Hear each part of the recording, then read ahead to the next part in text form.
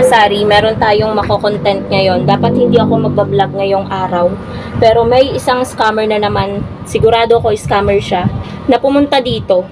Tandang-tanda ko nagpa-cash in siya kanina lang. Wala pang isang oras nung nagpa-cash in siya, 7K. Diretso na tayo sa topic natin agad-agad. Kasi nanggigigil ako mga kasari. Hindi ko ugali na manglamang. So, nagpa-cash in ng 7K. Binilang ko naman. Tapos, charge na 140. Sinuklian ko pa siya ng 10 pesos. Binilang niya. Binilang ko nang nandyan pa sa harap. Sakto naman. Plus, iba pa yung bilang ko nung chinek ko sa money detector. Legit naman lahat yung pera. Pero maya-maya, bumalik si kuya. At, sinasabi na yung inano niya daw sa akin, labis daw ng 1K. 8K daw yung inabot niya sa akin. Paano mangyayari yun? Isa-isa ko pa nga yun sa money detector at sakto nga na 7K. Dapat nga ako ang maghinala sa kanya. 'Di ba mga kasari?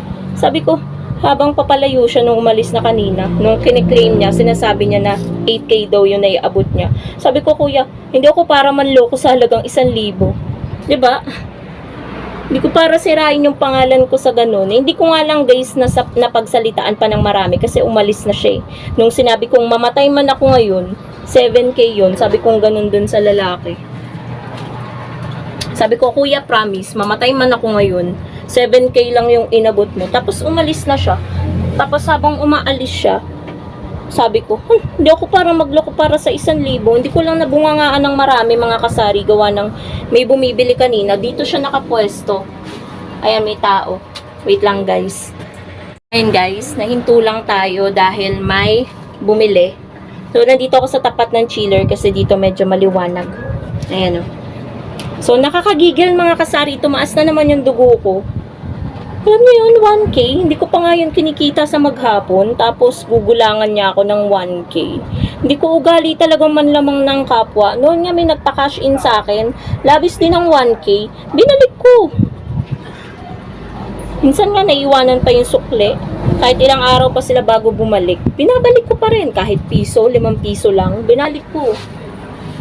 Kahit nga sa, sa sigarilyo. May ginagawa eh. Yung isa kasabay.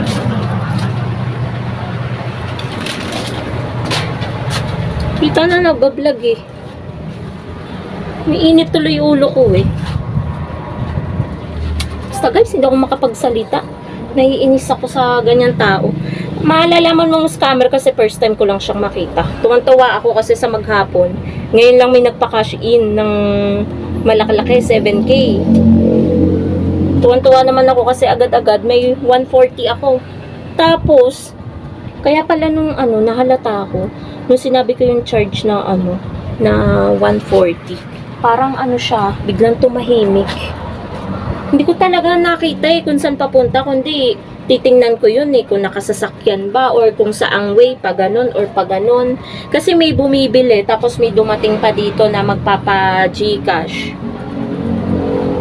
So, ang daming nagpapa-cash in nga ngayon. Inubos niya yung laman ng Gcash ko, walang natera. Tapos, iskamin niya pa ako ng 1K. Ang laking halaga nun. Buti ba kung 20 pesos lang. 1K. Pag yun bumalik ngayon, nakakatikim ng salita yun sa akin eh. Sabi ko, paano magiging labis yun? 2 beses ko pa binilang yun. Tsaka ako nga dapat ang hindi magtiwala sa'yo. Dapat nga pagka-cash inan iaabot mo muna yung bayad eh. Mali ko ba kung pagka-cash in ko, takbuhan mo ko? 'Di ba? Dapat ganun nga eh. Ako, mali na naman yung ginawa ko eh. Kasi kasi maganda yung pananamit. Mukhang nakakotse pa. Kinashinan ko muna bago ko kinuha yung bayad. Ngayon, ganun na ang gagawin ko talaga. Talaga. Kukunin ko muna yung bayad bago ko cash inan, lalo pag ganung mga 5,000, 4,000, kahit 3,000 pa yan. Payment muna bago cash in. Ganun talaga sasabihin ko sa mga pupunta ngayon na magpapa-cash in. Kasi wala namang pupunta, alam nila wala nang laman. 32 pesos na lang yung natira sa laman ng Gcash ko. Nakakainis guys, biglang init ng ulo ko talaga. Ko ba naman sabihan na labis ng 1K? Alam mo naman sa sarili mo, bigla tuloy ako napabilang sa kaha ko, tsaka sa laman ng ano ko, kinombine ko. Tama naman, kulang pa nga yung pera ko eh, short pa nga ako eh. So, paano magiging labis ng 1K? Nakakayamot. Nakaka-stress talaga. Talamak talaga ngayon ng mga ano. 140 lang kinita ako. Gugulangan pa ako ng 1,000. Yamot talaga. Ay naku, mamaya titingin-tingin ako sa labas. Baka bumalik na naman. Eh si partner wala pa naman dito. Wala akong kasama. Baka mamaya ay pagbabarilin ako dito. Hindi nyo alam, di ba mga kasari? Hindi natin alam. Baka sobrang masamang loob pala yun, di ba? Gulangan niya ako. Ako naman ngayon may konsensya at may takot naman ako sa Diyos at may naniniwala ako sa karma. Kaya yun yung ano ko eh. Ayan oh. Nakapaskil pa nga dyan yung peke eh. Diba? Hindi ko yan isinukli sa mga customer kasi takot ako sa karma. Tapos, manlalamang pa ako ng 1K. Diba?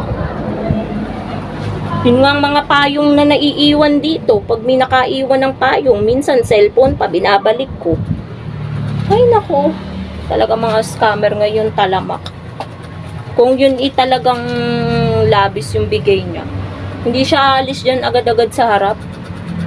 Yung sinabi kong mamatay man ako ngayon, sakto lang yung binigay nyo, sabi kong ganun, umalis na siya. Tapos sabay sabi ko na, hindi ako para mag-ano sa 1,000. Eh, minabili lang dito kaya hindi ko na ano mga kasari eh. Hindi ko napagsalitaan pa ng marami eh. Tapos may dumating pang customer ulit siya na magpapa-Gcash. So, yun lang naman mga kasari ang yaw-yaw. Kaya doble ingat lang talaga tayo ngayon kasi dumadami sila. Dumadami yung mga masasamang loob ngayon. Kanya-kanyang diskarte. Hindi lang pala yun sa ano, sa pamimeke ng pera. Pati na rin pala sa diskarte ng pagbabayad. Ganito, ganyan. So, dapat sa harap nila bibilangin natin yung binayad nila. Para, ayun, may mga bagong modus na naman talaga ngayon. And, talagang mapapahinga ka na lang ng malalim. Hindi dapat ako magbablog, pero binigyan niya ako ng content.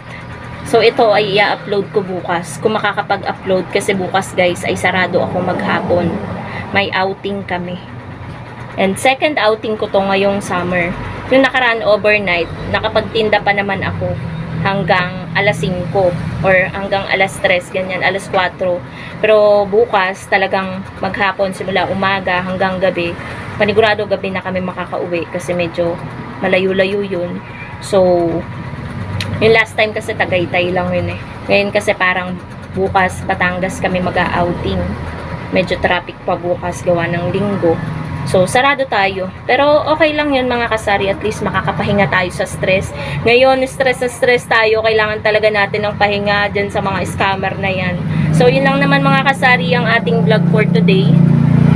Thank you so much for watching. Baka pag bumalik yun, magbibideo ko para ako ay may ano sa sarili ko. Magbibideo ko kung babalik man siya ulit. At mag-ano ulit. Talagang hindi ako magbibigay. Papakita ko sa kanya isa-isa yung pagbibilang ko na malalaman niyang sakto talaga yung pera ko dito at walang labis.